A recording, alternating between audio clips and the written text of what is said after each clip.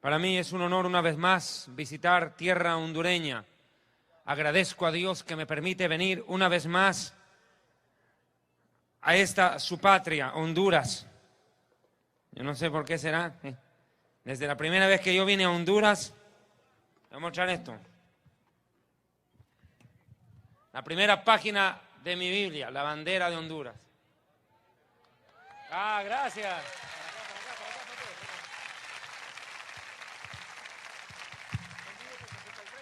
Siempre lo tuve presente. Y hasta mi marcador de Biblia dice Honduras. Como que me quieren. Y gracias. Bien. Amados hermanos, en esta noche voy a traer un mensaje bastante diferente a los que suelo comúnmente presentar. Creo que toda Latinoamérica conoce nuestros mensajes, sabe perfectamente que el Eterno nos ha enviado, junto con el doctor Antonio Bolaines y otros predicadores más, a desenmascarar a los falsos profetas, a los apóstoles de la prosperidad, a todo ese grupo de mentirosos que están usufructuando de la fe, asaltando en el nombre de Dios y atracando al pueblo. Lo sabemos. Sí, es cierto. Nadie lo va a negar. Desgraciadamente, usan el nombre de Dios en vano para justificar sus fechorías. Está claro. Pero nosotros no podemos centrar el mensaje en los apóstatas. Creo que ya el Espíritu Santo ha hablado lo suficiente al corazón de mucho pueblo. Y los ha hecho conscientes que hay una iglesia falsa que se ha levantado en este tiempo, que es la iglesia apóstata, que se identifica con la iglesia de la Odisea del Apocalipsis, los cuales pronto serán vomitados por tibios y entrarán a la tribulación, pero de cabeza. Pero también el Señor ha levantado una iglesia que es de la sana doctrina. Una iglesia que no se ha doblegado ante la apostasía, ante los falsos maestros y los falsos apóstoles de la prosperidad o de la línea de los encuentristas del G12. No importa, la iglesia de la sana doctrina ha tomado fuerza en los últimos meses. Sí, pero precisamente la iglesia de la sana doctrina hoy en día está conformado en su mayoría por mucha gente que ha escapado de las iglesias apóstatas, pero no tienen fundamento doctrinal. Porque dentro de esas iglesias apóstatas nunca les hablan del arrebatamiento, nunca les hablaron de las diferencias con la segunda venida, nunca les hablaron de un infierno. Es más, hay predicadores apóstatas que dicen que el infierno no existe, como Cash Luna o Maldonado, de los cuales nunca hablan del infierno. Pero esta noche voy a traer un mensaje no tanto de defensa de la sana doctrina. Voy a hacer un mensaje sobre la edificación de una iglesia de sana doctrina, sobre un tema que es importante. Así como hay un plan de redención, hay un plan de condenación para todo aquel rebelde que rechace la palabra de Dios. Jesucristo dijo: quien rechaza mis palabras, rechaza a aquel que me envió. Lo digo claro. Y la palabra de Dios es clara y contundente también al decirnos algo que no podemos pasar por alto. Y tenemos que tenerlo siempre en cuenta. Acompáñeme por favor al libro de Juan capítulo 1. Hablando del Mesías, Juan 1:1. En el principio era el verbo y el verbo era con Dios. Y el verbo era Dios. El verbo es la palabra, el Mesías. Este era en el principio con Dios. Todas las cosas por él fueron hechas, y sin él nada de lo que ha sido hecho fue hecho. En él estaba la vida, y la vida era la luz de los hombres.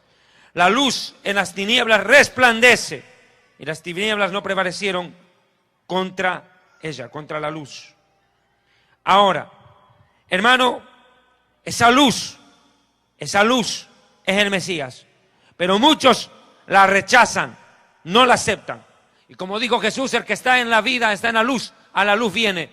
Pero el que está en tinieblas no viene a la luz, para que no salgan a luz sus obras, porque son malas.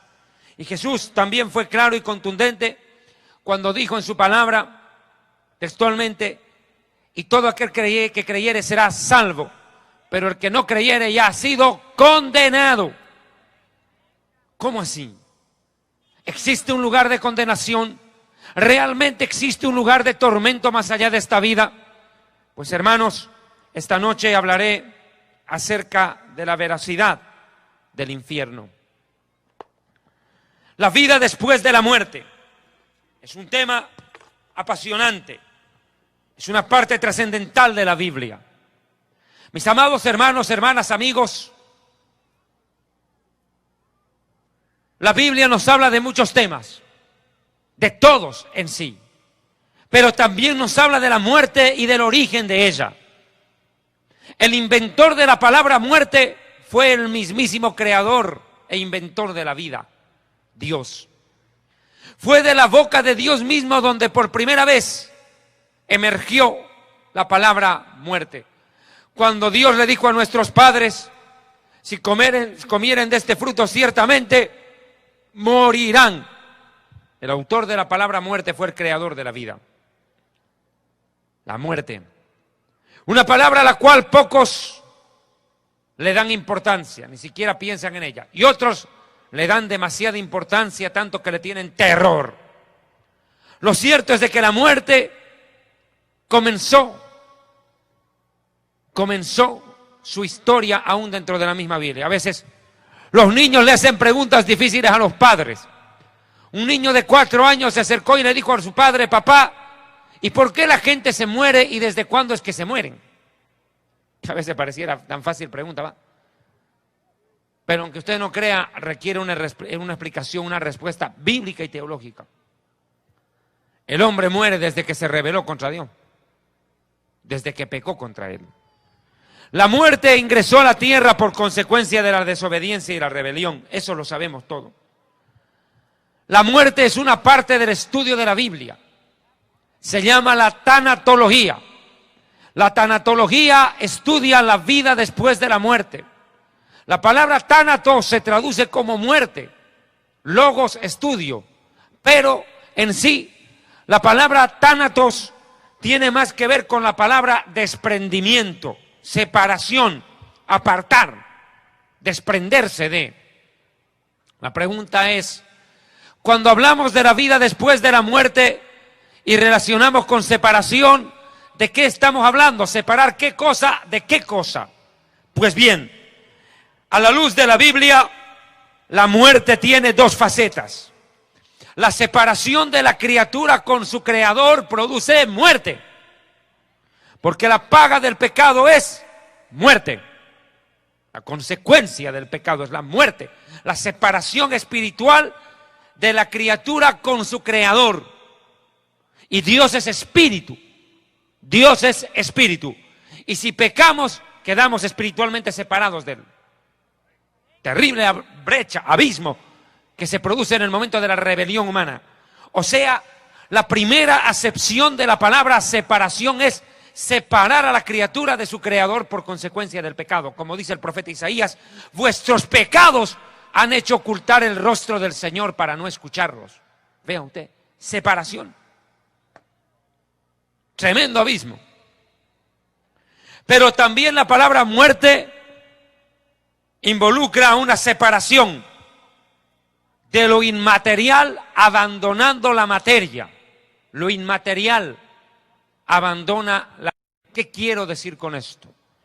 La muerte no se produce cuando el corazón deja de latir, cuando los riñones ya no funcionan o cuando se produce un colapso, un infarto cerebral. No. La muerte no se produce ese momento. La muerte se provoca cuando el espíritu y el alma, dos cosas, espíritu y alma desalojan la materia, el recipiente donde están metidos en este tiempo, llamado cuerpo. La Biblia enseña que Dios creó al hombre tripartito, 3 partes.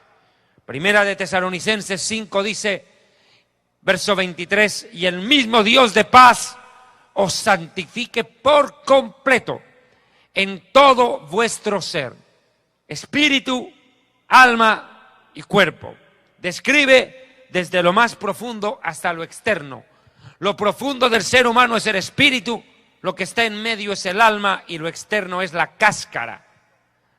El cuerpo hecho de carne, huesos, tendones, músculos y sangre, piel.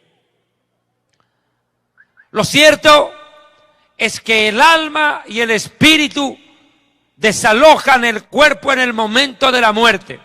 Le repito, la muerte no se provoca cuando el corazón deja de latir, deja de bombear sangre y comienza el proceso de rigidez cadavérica, porque empieza la sangre a coagularse dentro de las venas y en ese momento empieza el proceso de frigidez, de enfriamiento del cadáver, ante la falta de circulación sanguínea que le da calor, temperatura al cuerpo.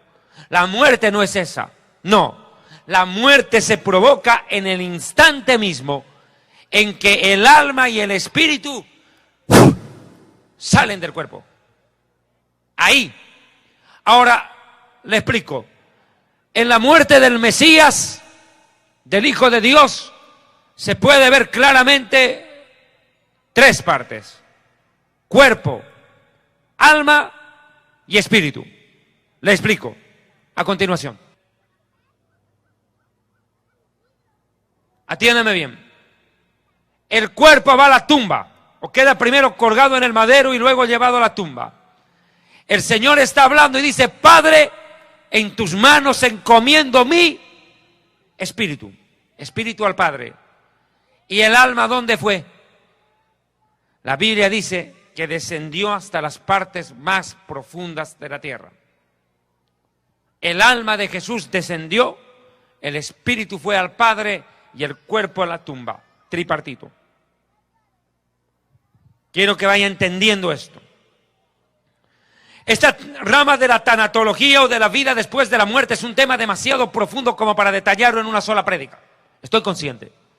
A nosotros en la televisión nos ha tocado 9 programas de televisión, 9, cada uno de 1 hora, para explicar un poco de este tema de la vida después de la muerte, que es tan amplio. Pero trataré de hacer un resumen sucinto. Esta rama de la tanatología se divide en 3 partes. La tanatología médica, que es una ciencia, la tanatología forense, que es también otra ciencia, y la tanatología bíblica. Explico la primera y les recomiendo el libro Historia del Futuro, página 268, los que tienen el libro, y me siguen por favor. Es por eso importante el libro para estudiar y profundizar. Hoy en día las librerías cristianas en la gran mayoría están cargadas de pornografía espiritual. A excepción de la Biblia, los diccionarios bíblicos, los pocos comentarios que venden, la mayoría son libros de papel higiénico. Libros de Cash Luna, de Guillermo Maldonado, de Ana Méndez, pura basura. 3 pasos para ser rico, 4 para ser millonario, 5 claves para ser multimillonario, 7 pasos para alcanzar el super éxito. Terrible. Y 9 pasos para declararte megapóstol. Cualquier basura publican. Y eso vende. Y la gente consume esa chatarra espiritual de alimento, esa basura. Pero hay que estudiar palabra de verdad. Alabe a Dios.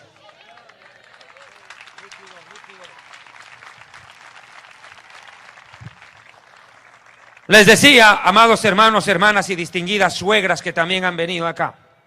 No saludo a las suegras, se ofende ese sindicato. Mire, la tanatología médica es la primera rama que voy a describir. Es preparar a las personas para afrontar la muerte. Esto se aplica en los hospitales, preparando a la persona enferma, desahuciada o moribunda, para asumir la muerte y sus consecuencias. Es más, es concientizar a la propia familia sobre la muerte del ser querido. El tema de la muerte es tan delicado que la familia y la persona moribunda necesitan en especial un trato especial, diferente. ¿Por qué? Cuando muere un hijo, imagínese comunicarle a la mamá, decirle: señora, sus 3 hijos venían en un carro y se estrelló contra un camión y se le murieron los 3 hijos. Hasta luego. Usted no puede transmitir una... La pobre señora es capaz de morir de un infarto al saber que sus hijos se le mueren. La ley de la vida dice que los hijos están para enterrar a los padres, pero cuando los padres tienen que enterrar a los hijos, eso no tiene nombre. Y transmitir una noticia de ese calibre necesita indispensablemente que se lo haga con tacto, preparar a la familia para comunicar la muerte del ser querido, o la imposibilidad de los médicos que con toda la ciencia, la tecnología, no pueden prolongarle la vida al enfermo, al familiar delicado, o decirle en el peor de los casos a una persona: señora, nosotros somos médicos y toda nuestra ciencia es inútil para poderla ayudar. Señora, a usted le quedan solamente unas cuantas horas de vida. ¿Cómo decir eso? La tanatología médica, por ende, prepara al moribundo, al enfermo o al desahuciado y a la familia para asumir la muerte y sus trágicas consecuencias.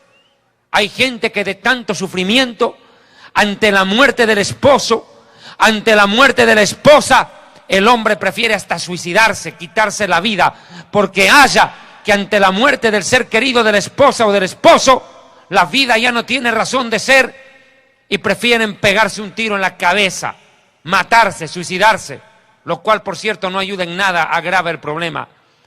Pero mire cuán grave puede ser la muerte y sus consecuencias. El dolor puede ser fatídico. Por ende, la tanatología médica es una rama muy estudiada en la ciencia. La segunda ciencia que describo, página 268 del libro Historia del Futuro, que está a su disposición allá, es la tanatología forense. ¿Qué es la tanatología forense? Es el estudio, la determinación por parte de peritos o expertos en medicina legal sobre las razones que llevaron a la muerte, al deceso de determinada persona. Déjeme explicarle esto, como jurista que soy, abogado. Ante la ley, el certificado de defunción tiene una implicancia enorme, porque pone fin a la existencia de la persona. La muerte surte un efecto jurídico legal inmediato, al menos dentro del derecho civil. La muerte de una persona suscita inmediatamente efecto jurídico, porque se tiene que proceder ante la muerte del padre de familia, ante la muerte de la madre o de los dos progenitores. Inmediatamente se abre un capítulo dentro del derecho sucesorio, la herencia. Se mueren los papás en un accidente y los bienes tienen que pasar jurídicamente a manos de los hijos como herencia de la familia. Surte un efecto legal. El certificado de defunción no solo pone fin a la existencia de la persona, sino que suscita un efecto legal entre los herederos. Por eso la ley exige un dictamen escrito del médico forense que explique las consecuencias que provocaron la muerte, el deceso de tal persona. Porque inclusive puede ser que la suegra le haya echado cianuro al sancocho del yerno y lo mató. ¿Quién sabe? Ahí hubo un homicidio. Tiene que surtir un efecto legal. Y la ley necesita imperiosamente, muito obrigado para você, para de sufrir. Un poquito de agüita. Les decía, surte un efecto, porque puede haber un homicidio, un asesinato, un homicidio culposo. La ley tiene que determinar la causa de la muerte de la persona y si hubo un crimen, hacer pagar a quien lo cometió. Y la medicina forense, a través de los médicos legistas, tiene que hacer un estudio. Y ese estudio se llama autopsia. Cuando al cadáver se lo abre y se lo revisa por dentro para ver qué fue lo que le provocó la muerte. Si fue una muerte natural o una muerte provocada. Es lo que se llama el mortis causa o la causa de la muerte. Los médicos legistas están utilizando todos los medios científicos avanzados para facilitar aún la identificación de cadáveres. Un ejemplo, una fosa común. Hay 40 personas enterradas en el mismo hueco, en la misma tumba, ahí metidos en el mismo foso. Y la gente quiere saber si su familiar es el que está enterrado ahí dentro. Han pasado 30 años, solamente hay huesos. ¿Qué toca hacer? Ahí se abre un capítulo dentro de una rama científica que ha desarrollado mucho en los últimos años y que a nosotros los abogados nos ha ayudado muchísimo. La deontología forense. ¿Por qué? Porque los dientes pueden ayudar a determinar aún a quién pertenecen los huesos. ¿A quién pertenecen esos huesos? ¿A qué persona pertenecieron? No solamente está la autopsia, está la necropsia, que es otra rama científica, otra fórmula científica. Cuando se ha hecho la autopsia y no hay conformidad de parte del juez, dice esta muerte es rara, y lo que dice el médico forense en autopsia no me convence demasiado. El cadáver ya lleva 4 semanas de enterrado y dice desentierren el cadáver. El juez ordena desenterrar el cadáver, exhumar el cadáver y una nueva autopsia al cadáver, desenterrándole. Esto se llama necropsia.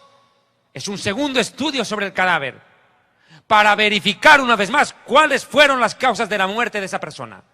Vean que la tanatología forense cumple una función preponderante.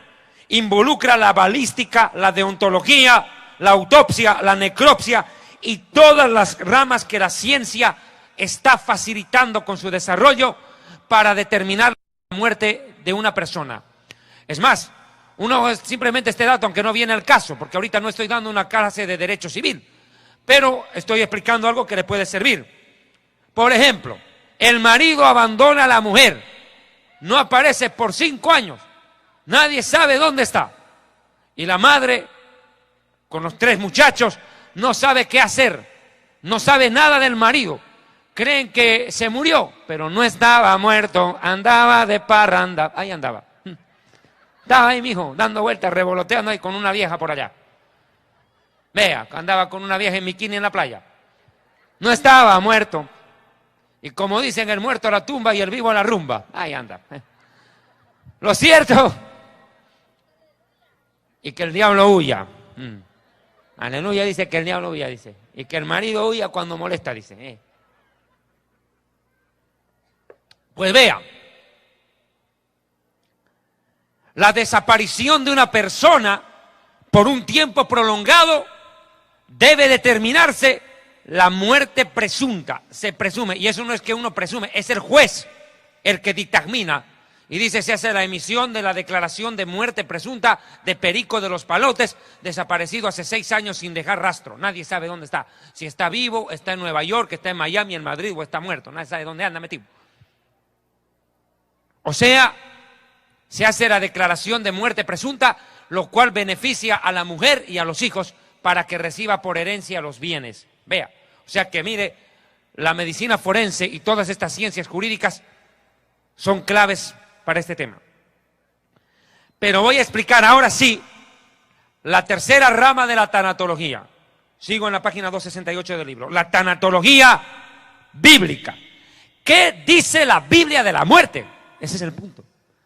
Es el primer libro de la historia en ofrecer una tesis sobre el origen de la vida, el origen del universo, el origen de la tierra, el origen del ser humano y el origen de la muerte. La Biblia en el libro del Génesis hace un compendio en los primeros capítulos y explica el origen de todo, origen del universo. Una vez más lo digo, el origen del universo, el origen de la vida, el origen de la tierra, el origen del ser humano, el origen de los animales, de las plantas, de los peces y de la creación, el origen del ser humano, el origen del pecado y el origen de la muerte. Por eso la Biblia es el libro de los libros. ¿Cuántos alaban a Dios? Adore a Dios. Cielo y tierra pasarán, pero sus palabras no van a pasar jamás.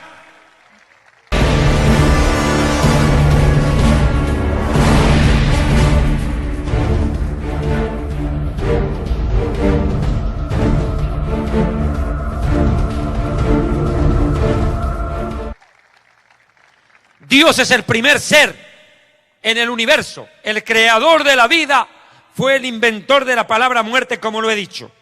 Génesis 2, 16, 17. Y mandó Adonai, Dios al hombre, diciendo: de todo árbol del huerto podrás comer, mas del árbol de la ciencia de lo bueno y de lo malo no comerás, porque el día que de él comieres, ciertamente vas a morir. Bueno, ¿y qué pasó con el ser humano? instigado por la serpiente, comió. Génesis 3, 4, 5. Entonces la serpiente le dijo a la mujer: no vas a morir, cómelo más, porque Dios sabe que el día que comas, se te van a abrir los sentidos, se te van a abrir los ojos, y te vas a convertir, serás Dios, serás como Dios, de igual a igual a Dios, y vas a conocer lo bueno y lo malo. No está tan mal la situación, prueba nomás. Lo que Dios no quiere es competencia. Dios te ha prohibido que comas porque sabe que si comes te vuelves como Él y le haces la competencia. Dios por envidioso no te deja comer. Come nomás, no le hagas caso a Dios. Sí, vas a conocer el bien y el mal, pero si lo conoces vas a ser como Él. Por eso es que no quiere que comas. Dios por envidioso no te quiere dar, porque Él nomás quiere ser el jefe. Entonces, ¿qué hace Eva? Cae. Javá en hebreo, Javá. Eva come y luego le da al marido y arrastra la muerte espiritual a la humanidad entera. O sea, la muerte entra por medio de la mujer. Ahora, Génesis 5, 5. Y fueron todos los días que Adán vivió 930 años y murió. 930 años y murió. Aquí viene la pregunta. Dios le dijo: el día que comas de este árbol ciertamente morirás. ¿Y cómo así que no murió? Todavía llegó a vivir a los 930 años. ¿Qué pasó? ¿Por qué no se murió? Ahí está lo que les decía en un momento anterior. La muerte espiritual es la separación entre Dios y la criatura, el ser humano, y se produce en el momento de la muerte, de la rebelión, de la muerte espiritual se produce en el momento de la rebelión contra Dios. Muerte espiritual cuando el ser humano se rebela. ¿Adán murió? Sí y no. Sí, murió espiritualmente, no físicamente. ¿Cuándo muere físicamente? 930 años después de haber pecado. Vivió casi 1000 años Adán en esa condición, caído. Por eso dice la palabra: por tanto, como el pecado entró en el mundo por un hombre, Adán, por el pecado la muerte, así la muerte pasó a todos los humanos por cuanto todos pecaron. Pero bueno, ahora aquí viene el proceso de la redención y todo ello. Mire, página 269. Si el ser humano fue creado espíritu, alma y cuerpo, se entiende que al producirse la muerte tiene que surtir efectos sobre las tres partes: el espíritu, el alma y el cuerpo. ¿Cómo demostramos nosotros que el alma y el espíritu desalojan el cuerpo cuando se produce la muerte? Pues vamos a la bendita, eterna palabra de Dios. Santiago 2:26, en el libro, página 269, ahí lo tiene a mano, porque hay unos hermanos que no pueden encontrar ni el libro de Géminis en la Biblia. Sí, una vez le preguntaron a una hermana: hermana, ¿cuál es el primer libro de la Biblia? Géminis, dijo. Estaba pensando en su horóscopo. Hermana suegra, ¿qué son las epístolas? Las esposas de los apóstoles, dijo. Terrible. A otro más analfabeto bíblico le dijeron cómo se llama el segundo libro de la Biblia. Séxodo, dijo. Terrible. Atroz, qué ignorancia. Por eso, para que quieran, el versículo está ahí a mano, para que sigan nomás la lectura. Santiago 2:26. La muerte es la separación del espíritu y el alma desalojando el cuerpo. Santiago 2:26 dice: porque como el cuerpo sin espíritu está muerto, así la fe sin obras también está muerta. Vea que el cuerpo sin espíritu está muerto. La muerte se produce cuando el espíritu desalojó el cuerpo. Jesús está muriendo en la cruz. Entregó el espíritu, murió. El espíritu salió. Padre, en tus manos encomiendo, dijo, mi espíritu. Ahora aquí acontece un milagro. No solo, yo a veces, pastores, me sorprendo, predicamos mucho sobre el milagro del nacimiento del Mesías. Pero aunque usted no crea, aún la muerte del Mesías fue un milagro raro, extraordinario. ¿Por qué? Cuando una persona está falleciendo, ¿cuál es su condición? No puede ni hablar. No se le escucha lo que habla. Pero Jesús, escuche, la muerte no lo mató, si quiere que le diga más claro. La muerte no mató al Mesías, Él puso la vida. Porque el rato de morir clamó. ¿Cuándo escuchaba usted a un muerto gritar de esa manera? ¡Padre! ¡Eli! ¡Eli! ¡Lama sabactani! Gritó. Después de cuántas horas de agonía. Gritó y todos lo escucharon. Como dijo Jesús, a mí nadie me quita la vida, dijo Jesús. Yo la pongo y la vuelvo a poner. ¿Cuántos alaban? Adiós. Él dejó la vida. Él dejó la vida. No es que la muerte lo mató, porque Él venció la muerte. ¿Cuántos alaban a Él? Él es la vida. Dele un aplauso. Adore a Dios. Cristo viene. Alabe al Dios del cielo. Santo es su nombre. Vea usted que la muerte del Hijo de Dios fue un auténtico milagro. Si hubiera sido un muerto común, ni siquiera se le hubiera escuchado hablar en la cruz. No, Él hablaba tan fuerte y claro que todos escuchaban cuando Él decía algo. La muerte no lo mató. Él venció la muerte, no solo al salir de la tumba, sino al entregar su vida por sí mismo y amor a la humanidad. Gloria a Dios. Adore al Hijo de Dios, quien como Él. Precioso es tu nombre. Santo eres tú. El Ministerio Evangelístico Internacional Kedushá, Santidad, presenta Jerusalén y la Tierra Prometida, el plan de Dios para Israel y el fin de los tiempos en Historia del Futuro, porque para Dios el futuro es historia.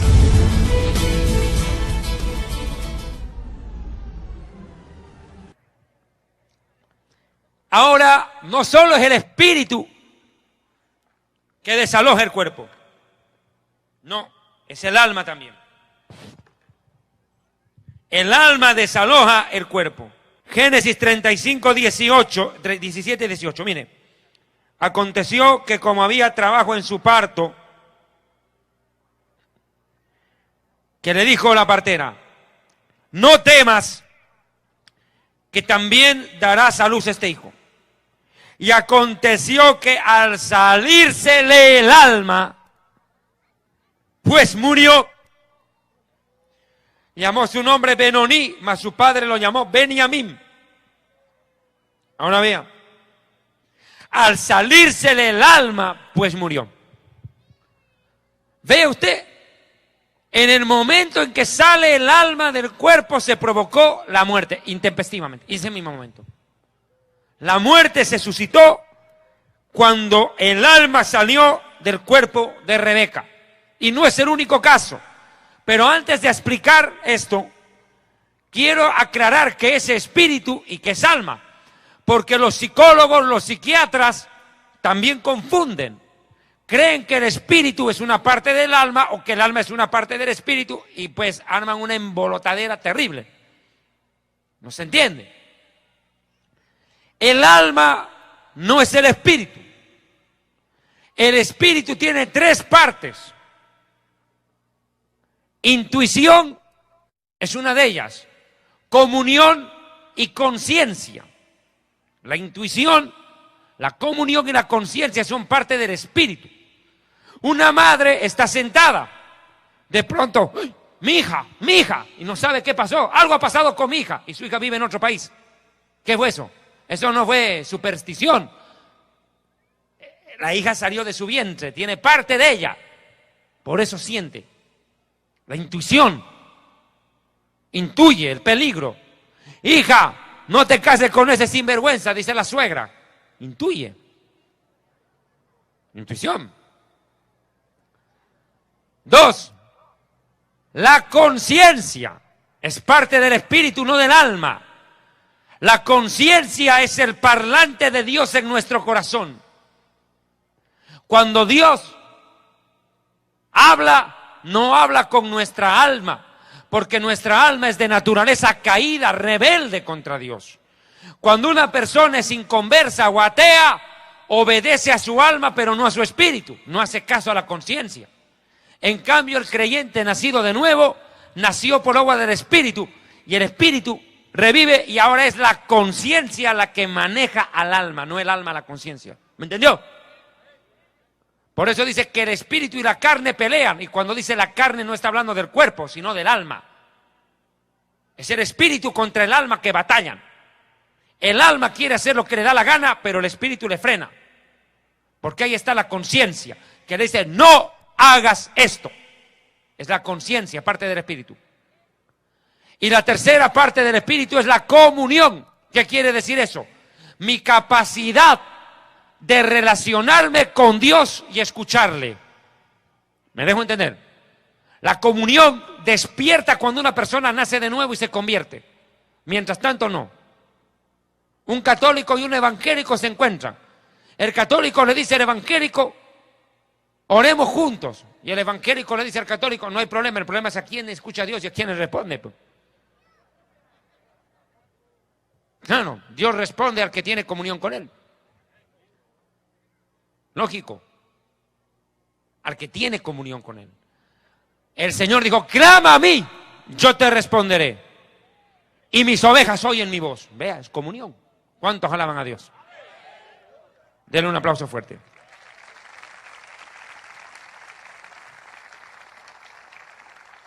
Y aquí aprovecho de hacer una aclaración. En el alma, sin embargo, hay otra cosa. El alma es totalmente diferente. En el alma están tus pensamientos, tus sentimientos, tus emociones, tu capacidad de decidir, tu capacidad de crear cosas, tu capacidad de hablar o de expresarte, tu capacidad de gobernar. Pues de eso voy a hablar ahorita. Es parte del alma. No es lo mismo que el espíritu. Ahora quiero puntualizar un detalle, si me lo permiten, en este minuto. Muchas personas siempre han tenido la imagen que cuando yo voy a predicar a algún país, a alguna ciudad, es netamente a desenmascarar a falsos profetas, falsos predicadores. No, no siempre es eso. Creo que tiene que dejarles claro una cosa, hermano. Nosotros somos predicadores que no solamente estamos para defender la sana doctrina ante estos ladrones, estafadores, mareros de la maratónica. No solo eso. Ante estos que se llevan el dinero mal donado a Miami, robando el money al cash y dejando en la luna a la gente. A través de un enlace con el infierno y de la maratónica. No es solo eso. Nosotros tenemos autoridad de parte del Señor, no solo, escúcheme bien, en el sentido en el cual tenemos que defender la sana doctrina. Es un deber hacerlo. Pero escúcheme esto. ¿Por qué Dios da autoridad a un predicador para luchar contra la falsa doctrina? Porque el predicador no sea capaz solamente de reprender al apóstata y a la falsa doctrina, sino de enseñar la palabra y la verdad. Nosotros los predicadores de la sana doctrina no solamente estamos para exhortar, reprender a los falsos predicadores y a la gente que los sigue. No, también estamos para edificar a la iglesia con mensajes como estos y consolar. Si ustedes piensan que solo David Diamond se para en un púlpito para denunciar a estos herejes, está equivocado. Esa es una parte del mensaje, una parte, pero no la principal. Importante sí, pero no la principal. Nosotros hemos sacado programas en la televisión y en el internet donde hemos hablado del arrebatamiento, los sellos, las copas, las trompetas, todo lo que está en este libro, muchos temas de la profecía bíblica donde no hemos denunciado herejes. Así que por si acaso le dejo claro, nosotros no solamente denunciamos apóstatas, sino que edificamos a los creyentes para que se fundamenten en la fe, estructura espiritual y estructura doctrinal que hace falta en el corazón del pueblo de Dios. ¿Cuántos alaban a Dios?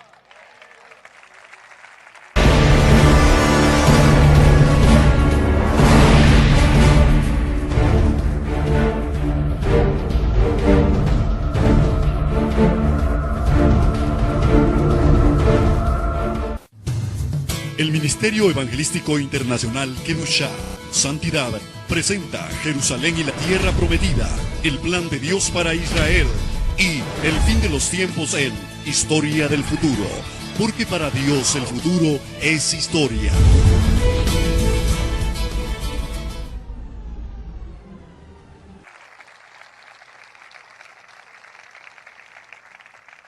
Vamos a Primera de Reyes, capítulo 17, versículo 21 al 23. Página 269. Elías va de visita a una casa. La que le atiende es una mujer viuda, que tiene un hijo. Llega el profeta y se armó, no la fiesta, sino el velorio. Se le muere el hijo a la pobre viuda. Qué terrible. Ya me imagino la cara de la viuda decir, traigo al profeta y encima se me muere el hijo. Comenzó el problema. Pero ¿qué hace el profeta? Hombre de Dios. Elías. Primera de Reyes, capítulo 17, 21 al 23. Y se tendió sobre el niño 3 veces, sobre el niño muerto. Y clamó al Eterno y le dijo, Eterno, Dios mío, te ruego que hagas volver el alma de este niño a él. Se había ido el alma. Y el Eterno oyó la voz de Elías, y el alma del niño regresó a él, y revivió. O sea, una vez más comprobamos que el alma sale del cuerpo o regresa. Y ahí se produce la resurrección o revivir. Escuche, algunas sectas en el Oriente lejano enseñan la reencarnación. Usted no puede comer una vaca porque es una vaca sagrada. Puede ser que su tía se está reencarnando ahí dentro. Pero eso creen. Que hay una persona que está en reencarnación. Se murió y como tiene que seguir viviendo por muchas vidas más, se reencarna en una vaca. ¿Quién sabe? En un zancudo y lo fumiga y ¡pum! Interrumpe la reencarnación. Terrible. Ridiculez. La Biblia dice está establecido para los hombres que vivan una sola vez. Hebreos 9:27. Una sola vez, salvo contadas excepciones como Lázaro, que volvió 2 veces a la vida. O acá este niño se murió y volvió a la vida. Son la excepción, no la regla. Lo común es que uno se muere y se vaya a la tumba. Chao. No lo van a ir a sacar todos los días de ahí. Ahora miren. Acá el alma vuelve al niño, al cuerpo del niño, y revive. Y Elías, tomando al niño, luego lo trajo del aposento a la casa y lo entregó a su madre. Le dijo, mira, aquí está tu hijo, vive, ya, se acabó. O Yeshua, Jesús, cuando entró a esa casa y dijo, Talitá cumí, muchacha, levántate, le dice. Y la niña revivió. Ahí está claro, eso es resurrección. O cuando Pablo estaba predicando tan largo que uno de esos hermanitos dormilones de los que nunca faltan y vienen a roncar al culto, ¡pum!, se tiró del 2º piso por la ventana por roncar. Con eso nunca más se ha debido dormir en una prédica. Se murió. Más bien estaba el apóstol Pablo, fue, oró y volvió a la vida. ¿Cuántos alaban a Dios? Alabe a Dios.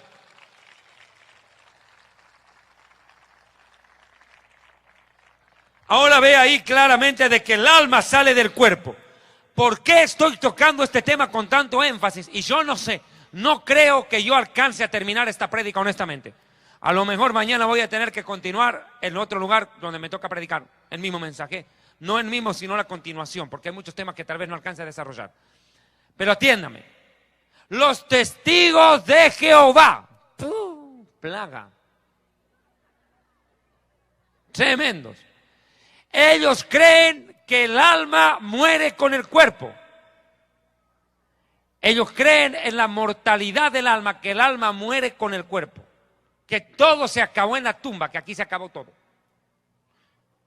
Terrible. Ellos dicen, no hay infierno. El infierno es esta vida, dice el testigo de Jehová. Entonces, ¿cómo es que no se queman? Deberían estar ardiendo y nosotros con extinguidor. Miren eso. Los testigos de Jehová son una secta. ¿Ustedes de qué iglesia es? Yo soy del Salón del Reino de los Testigos de Jehová. O sea que usted es testigo, sí. En cambio yo soy hijo. Ahora, ¿quién recibe la herencia? El hijo. Usted solo mira, pero no recibe.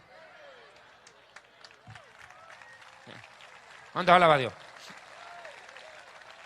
Ese es como el Motagua. Solo mira cómo el Olimpia sale campeón. Testigo ese. Testigo es. Pero los testigos de Jehová no deberían llamarse testigos de Jehová. Deberían llamarse testigos contra Jehová. Eso es lo correcto. Porque todo lo que Dios dice en la Biblia, ellos lo desmienten. Terrible. Es la verdad. Pregúntele al testigo de Jehová, ¿tú crees que el Espíritu Santo es persona? Y el testigo te dice, no, es energía. Ah, o sea que el foco también debiera hablar. Terribles son. Testigos contra. Ellos dicen, ¿cómo un Dios de amor va a mandar a nadie al infierno? Estoy de acuerdo, Dios no manda a nadie al infierno, solitos se van porque les da la gana. Y es ahora aquí donde me voy a meter en el tema del infierno. Para avanzar un poco. Dios creó a su imagen y semejanza al ser humano. Pero ¿qué realmente quiere decir esto? Mire. Dios creó al ser humano a su imagen y semejanza, excepto a los chinos. A ellos los hizo en serie, fotocopiados. Yo no sé cómo se reconocen entre dos chinos, yo no sé. Hasta ahora no entiendo. Es un misterio. ¿Qué habla este tipo? Está hablando en lengua, viejo. Terrible. Y todos igualitos. Con razón la Canon que está en el Japón, porque ahí sí los canonizaron a todos. Los metieron y los fotocopiaron. Todos iguales. Yo lo único que aprendí a decir en chino es suegra. Lin Chen La. Terrible. Es terrible eso.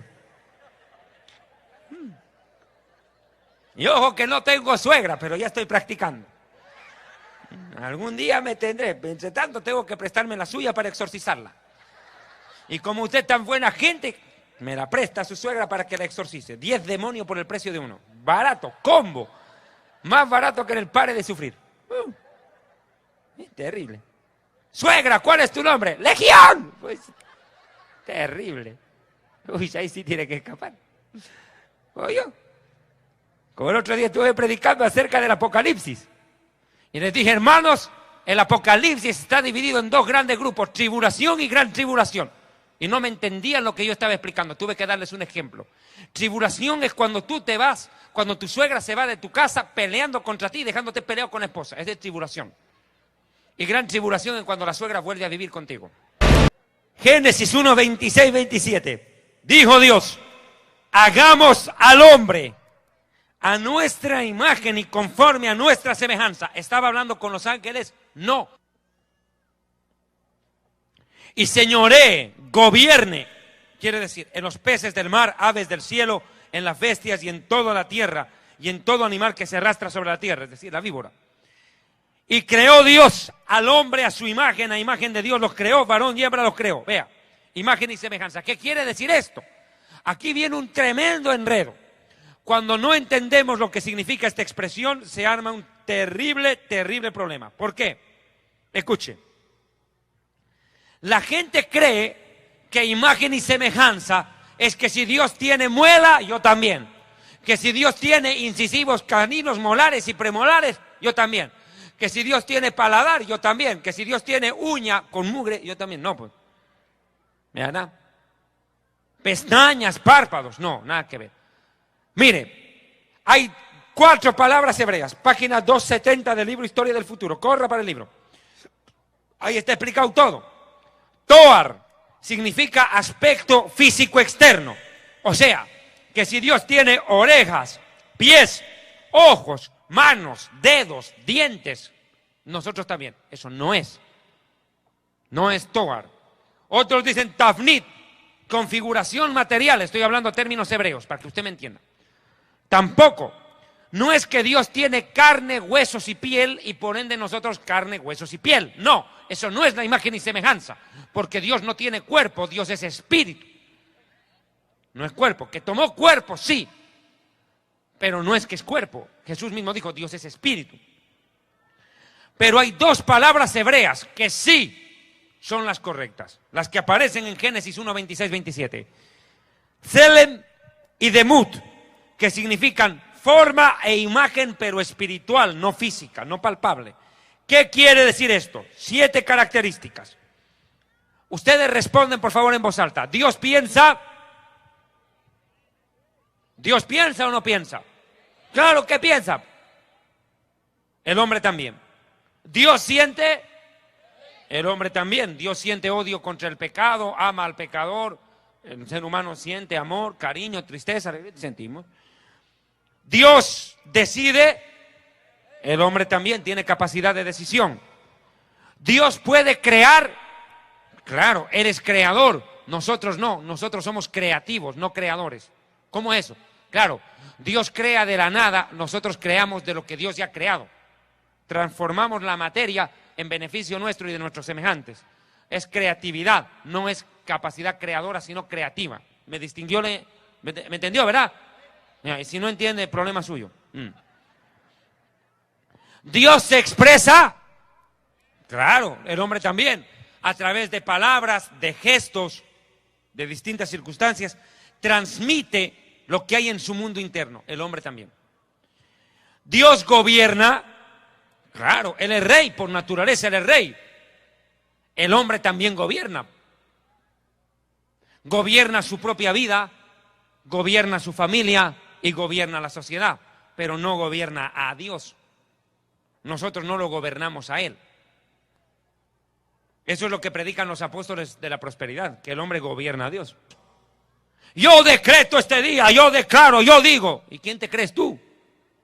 Yo decreto que está sano. Y Dios dice, yo he decretado que se muere. ¿Y qué? Yo decreto. Quiero hacer una aclaración. Los decretos no lo hace el predicador, lo hace el rey. Y la Biblia dice, guardaréis mis estatutos, mandamientos y decretos. Sus decretos ya están en la Biblia, mi amigo. Dios no necesita que un predicador baboso y hereje se pare en un púlpito a decir, yo decreto que este año 2013 va a caer carros, piscinas, todo sobre ti. Dios te va a dar. Yo decreto, yo lo digo. 13 decretos apostólicos. Dijo el diablo. Los decretos los hace el rey, no el criado. Y nosotros no le vamos a dar órdenes a nuestro Señor. Él es el rey y merece respeto. Y el que decreta la sanidad de alguien es Dios, no el hombre. A veces los predicadores ahora se quieren robar el protagonismo. Es yo declaro, yo digo, yo decreto, yo profetizo, yo visualizo, yo esto, yo aquello. Y Jesús dijo, quien a nombre propio habla, su propia gloria busca. Pero aquel que habla a nombre de aquel que le envió, este es verdadero. Y Jesús añadió y dijo, el que es de Dios conocerá si la doctrina es de Dios. Dijo Jesús, el que es de Dios reconoce si la doctrina es de Dios o no. Y el que no es de Dios no entiende nada, para él todo es igual. Vuelvo al tema. Ahora viene pensar, sentir, decidir, crear, hablar, gobernar. Ahora, séptima pregunta, y aquí acelero, aquí recién comienza la prédica. ¿Dios existe para siempre? El hombre también. Y ahí viene el problema con católicos y con testigos de Jehová. Ahí empieza la pelea. Porque los testigos de Jehová no creen que el ser humano exista para siempre. No creen. Creen que todo acaba en la tumba.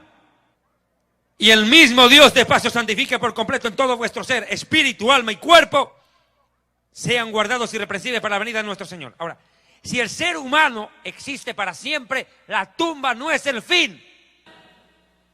Cuando usted acuerda, se acabó la vida. Los jóvenes vivimos para soñar, los viejos viven para recordar. Y cuando empiezan a recordar se da cuenta que la vida pasó tan rápido. 70 años y la vida se les fue.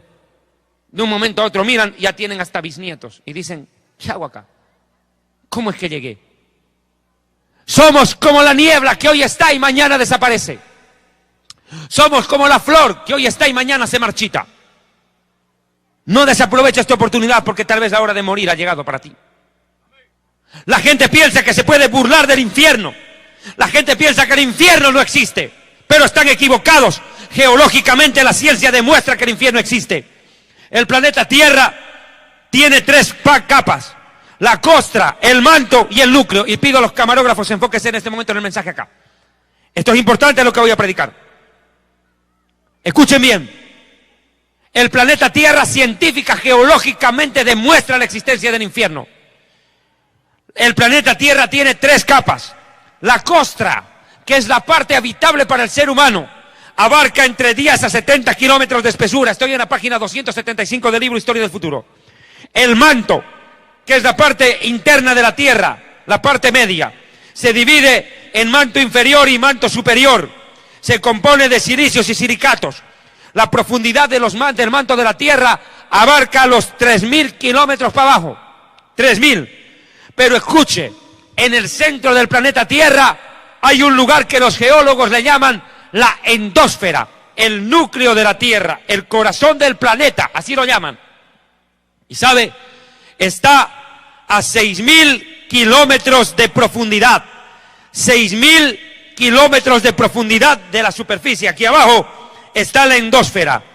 Es un gigantesco yacimiento de acero derretido a 11.000 grados de calor. 11.000 grados centígrados. ¿Sabe qué? Ahí el hierro, el acero, se vuelve vapor. Terrible. El calor es intenso. 11.000 grados centígrados. ¿Y sabe qué? Hasta allí descendió Jesús. Jesús dijo, Mateo 12, 39, 40, textual: así como Jonás estuvo en el centro, en el vientre del gran pez 3 días y 3 noches, es necesario que el Hijo del Hombre esté 3 días y 3 noches en el corazón de la tierra. ¿Dónde? En la endósfera, en el núcleo. En pocas palabras, el infierno del cual habló Jesús está en el núcleo de la tierra, en la endósfera. Los geólogos han descubierto esto, donde los científicos españoles hablan y demuestran la creencia en la existencia del infierno, y son ateos y dicen que existe. Mi amigo, la gente piensa que el infierno no existe. Sin embargo, la Biblia dice que el centro de la tierra está lleno de fuego. Job 28:5. De la tierra nace el pan y por dentro está convertida como en fuego. Job 26:5, 7. Las sombras tiemblan en lo profundo de los mares y todo cuanto en ellos mora. El Seol está descubierto ante él, el infierno. Mire, textual. Y otra versión, otro manuscrito en arameo dice: las sombras tiemblan aterradas en lo profundo de los mares. Imagínese usted. ¿De qué está hablando? Del infierno. Mire, la Biblia dice en Proverbios 15:24, el camino de la vida es hacia arriba para el entendido, para apartarse del Seol, el infierno que está abajo. Y la Biblia dice también en Job, escuche, que todos los días el infierno arrebata a los pecadores. Así como el cielo arrebatará a los santos el día que Jesucristo haga sonar la trompeta con voz de mando, voz de arcángel y trompeta de Dios, y los muertos en Cristo resucitarán primero, luego nosotros los que vivimos, los que hayamos quedado, seremos arrebatados juntamente con ellos en las nubes para recibir al Señor en el aire, y así estaremos por siempre con el Señor. Por tanto, aliéntense los unos a los otros con estas palabras. Mi amigo, así como el cielo a los santos, el infierno todos los días arrebata a los rebeldes y se los traga, como se los tragó a Coré. Entró vivo al infierno. Mi amigo, la gente que no cree en el infierno, no hay problema. No tenga problema. Si tú no crees en el infierno, tranquilo, no te compliques. Vas a creer cuando ya estés ahí dentro. No te compliques. Porque en el infierno no hay incrédulos. Todos creen, pero ya es tarde. Aún el diablo cree y tiembla. El infierno existe. Está en el corazón de la tierra, de acuerdo a Mateo 12:40. Es más, es un lugar de tormento. La gente dice que el infierno no existe. Y le voy a decir 7 cosas claves que están en mi libro Historia del Futuro, se las recomiendo. ¿Qué pasaría si el infierno no existe? ¿Qué pasaría si el infierno no existe? Primero, que Dios sería el más grande mentiroso de la historia al haber amenazado a los rebeldes con un castigo que no se puede cumplir. Dios habla del infierno, y si no hay infierno, Dios miente. Mas sea Dios veraz y todo hombre mentiroso. Sea Dios veraz. 2. Si no hay infierno, usted no puede confiar en Dios. Dios no merece confianza porque no puede hacer justicia. ¿Dónde quedaría entonces el premio al que hace lo bueno y el castigo al perverso? ¿Cuánta gente comete delitos, maldades, paga y corrompe a la policía, corrompe a los jueces, escapa de la justicia humana, se muere y todavía Dios le dice, bienvenido al cielo? ¿Cómo usted podría confiar en la justicia de Dios si Dios sería un alcahuete del pecado y del pecador? Mi amigo, si no hay infierno, Dios no puede castigar al que hace lo malvado. Aquel que aquí en la vida terrenal ha hecho tanta maldad y nunca pagó por ella y que todavía Dios lo premie, que lo deje impune. 3. Mas antes digo, Dios es juez justo, Él reina sobre la tierra. ¿Cuántos alaban a Dios? Él prueba la mente y el corazón para dar a cada uno conforme a sus obras en esta vida y en el más allá, si no se arrepiente. 3. Si el infierno no existe, puede tirar su Biblia a la basura. Porque en pocas palabras la Biblia sería una fábula, un cuento, una comedia, una tragicomedia, un drama, menos la palabra de Dios. Porque la Biblia, en más de 2000 oportunidades, habla del infierno y también de otro lugar llamado el lago de fuego. 4. Si no hay infierno, ¿qué problema? Jesús habló más del infierno y del lago de fuego que del mismo cielo. Y si no hay infierno, ¿de qué habló Jesús? Mintió. 5, perdón. Si no hay infierno, Jesucristo era un falso profeta. Porque Jesús dijo, el que no cree en mí será condenado e irá al tormento eterno. 6. Si no hay infierno ni lago de fuego, mi amigo, si no hay infierno, ¿para qué murió Jesús? ¿Para qué? Si no hay de qué salvarnos. Si todos tienen entrada directa al cielo, Jesús vino a perder el tiempo, a soportar humillaciones, rechazo, golpes, escupitajos, maltrato, asesinato. ¿Para qué? Si todos entran al cielo como si fuera un supermercado. Qué grave problema. 7. Si no hay infierno, vámonos a chupar, compadre, ¿qué hacemos aquí? Claro, vamos a la cantina, vamos al prostíbulo, vamos a fornicar, vamos a adulterar, vamos a emborracharnos, vamos a drogarnos. La vida es un carnaval, azúcar, negrito. Ahora dice azufre, diablito. Pues toca, mijo. Claro, si no hay infierno, ¿qué sentido tiene orar, ayunar, buscar el rostro de Dios, obedecer a Dios y su palabra, tratar de vivir en santidad, apegado a la voluntad perfecta de Dios? ¿Para qué? Si siendo perverso, rebelde y malvado, Dios igual te va a premiar con el cielo si no hay infierno. 8. Si no hay infierno, ¿quién sabe? Tampoco hay cielo. Entonces comamos y bebamos que mañana moriremos. Como no hay cielo ni infierno, todo se acabó acá. ¿Les parece esto? Y 9. Los que no creen en el infierno no tienen derecho a creer en el paraíso. Así de simple. Y 10. Lo que te dije, si no crees en el infierno, tranquilo, vas a creer cuando estés ahí. Yo quiero irme al infierno, allá están mis amigos, la voy a pasar chévere allá, dijo uno. Anda nomás, tu amigo Satanás te espera. El único que le va a pasar chévere es él contigo, no tú con él. Mis hermanos, el tiempo del fin de este primer mensaje ha llegado. En este libro Historia del Futuro he detallado en más de 40 hojas el tema de la vida después de la muerte. Créame, le soy sincero, apenas he podido dar la introducción del tema, apenas. No he podido explicar lo que significa Keber, Seol, Hades, Abadón, abismo, lago de fuego. ¿Usted quiere saber dónde está el lago de fuego? La Biblia no lo dice. La Biblia dice dónde está el infierno, no dice dónde está el lago de fuego. ¿Usted quiere saberlo? Pues sencillo, desobedezca a Dios y váyase. Ahí va a conocer. ahí la vas a pasar chévere. Pero, y acaba en serio, hermanos, hermanas hondureñas, Dios le ama.